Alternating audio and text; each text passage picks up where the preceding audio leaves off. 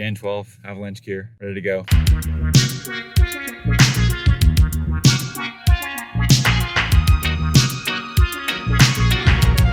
we fly through the stars, hope this night will last forever. It's like 20 years ago, if you told me I'd be snowboarding with some of my best friends here in Japan, I'd tell you you're freaking crazy. But here we are, a dream come true. Now, I've been thinking a lot about just loosening the grip on life. You know, if you're putting in the work, you got good systems, you got amazing people around you, like my friend Jordan here behind the camera, you can kind of just let God take the wheel, you know, and good things happen. It's been good to disconnect, enjoy some backcountry, some adventures, fun, play, and complete serenity out here in Niseko. Let's go.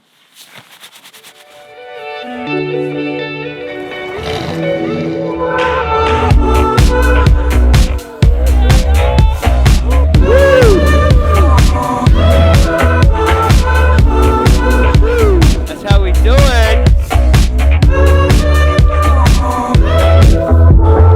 I think 97% of founders out there, you know, they just don't prioritize peace. You know, my motto over the last decade has been peace, profit, and purpose. And as I go into 2025, it's really that peace component that I'm leaning into. Peaceful people around me, peaceful operations, and just an overall peaceful culture so that you're building a company that you could spend the rest of your life doing. And that's what I think contributes to everyday retirement. Waking up every single day, working on stuff that brings you joy, that even if you were retired, you'd be living the exact day that you're doing that day. And so that's exactly what we're doing out here in Japan. Everyday retirement, baby.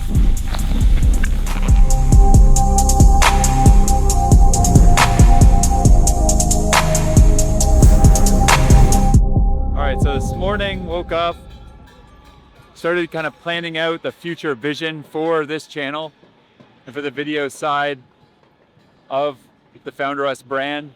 The goal really to create this Pixar for founders. Make something inspiring, insanely creative, and help you go with proven systems, build your dreams. This afternoon now, we're on an artist date, just cruising around Tokyo. Gonna find some inspiring sites to fuel creativity, get some new ideas, have a bit of fun.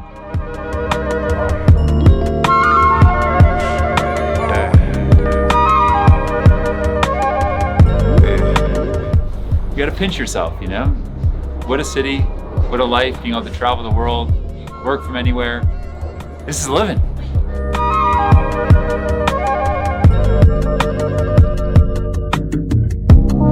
Octopus ball. You want one? All right, wow, these are like fluffy. Oh my God. Where's the chopsticks? Oh. Oh. So hot. So I like to do what I call artist dates about once every month. When I sobered up 6 years ago, stopped smoking weed, stopped drinking, I read a book called The Artist's Way, and it encourages you every single week to just go do something different. That could be going to an art gallery, a museum, getting a coffee by yourself, going to nature, doing something just to kind of escape the general vibe of day-to-day life. And so today, we're just going on a random adventure around Tokyo. No destination in mind, just an artist date. Just time to kind of rest your brain, be creative, explore different places, new sites, new people, new vibes, and yeah, just coffee every hour. Yeah, the deal.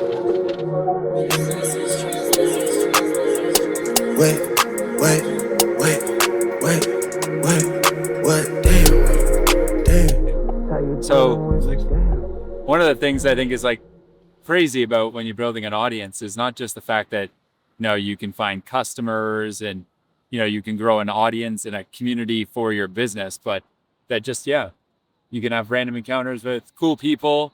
Met a fellow Canadian here in Tokyo. Now just getting a tour, ended up finding then a videographer. You know, serendipity happens when you're, you know, growing an online audience. But I know you had some questions you wanted to.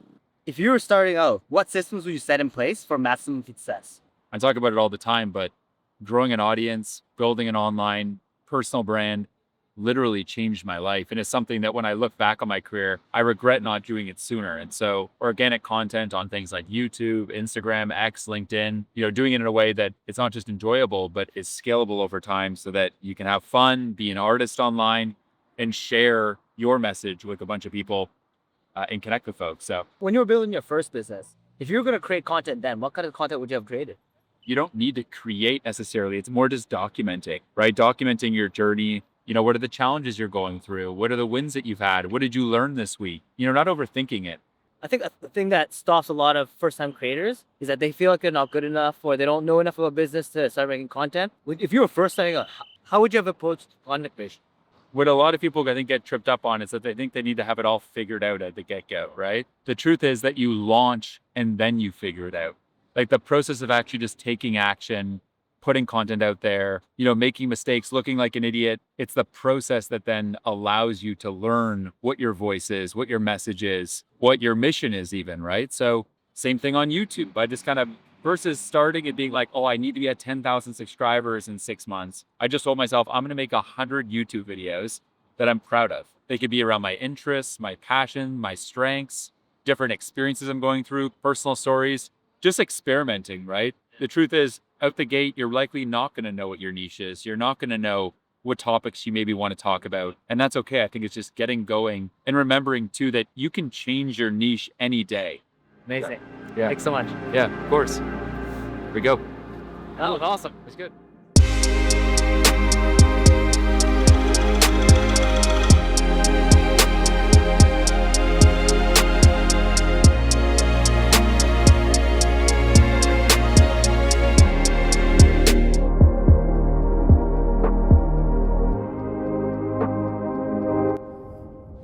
All right, we're just wrapping up a 4-hour drive from Tokyo to Hakuba.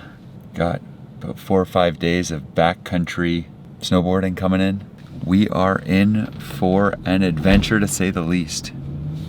Got my trusty guy over here. Thanks for the ride, man.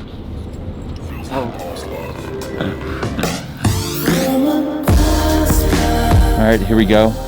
Day 1, Hakuba.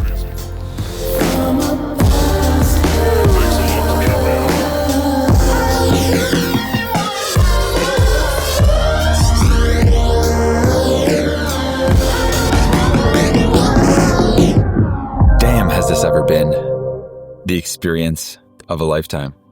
Soaking up Japanuary and the Japao. Been out here enjoying time with friends. This is the kind of stuff that I've dreamt about for years. Being able to enjoy nature with friends, take a break, unplug, recharge, relax, let my mind wander, embrace boredom, and then refuel myself for the epic year ahead. One major lesson and thing I've been thinking about a lot lately is this concept of loosening the grip on life. If you're putting in good work, you're building a good team, you're building strong systems, you're creating content daily, you're growing a personal brand, at some point, you just got to loosen your grip and let compounding work its magic. Now, I know sometimes I'm guilty, right, of just like holding on to things so tightly, making sure that every single thing is done just the right way. And I think that's important. In many senses, I think that founders and CEOs are like chief detail officers, overlooking every little piece of the business to make sure that it's running just right. There's also that counterbalance of loosening our grip, having belief in our team, trusting the process. And so I've been reminding myself every day, every morning as I go through my vision, kind of my early morning manifestation journal, what are ways that I can loosen the grip? Trust that team member more. Let that system run itself. Take some space away from things to bring newfound creativity, a restored sense of rejuvenation, and just let my inner child play. I'm actually flying in a few team members to Bali. We're going to be doing some creative jams. We've charted out a pretty ambitious vision for the next 5 years for the company. A vision that's equally exciting and scary.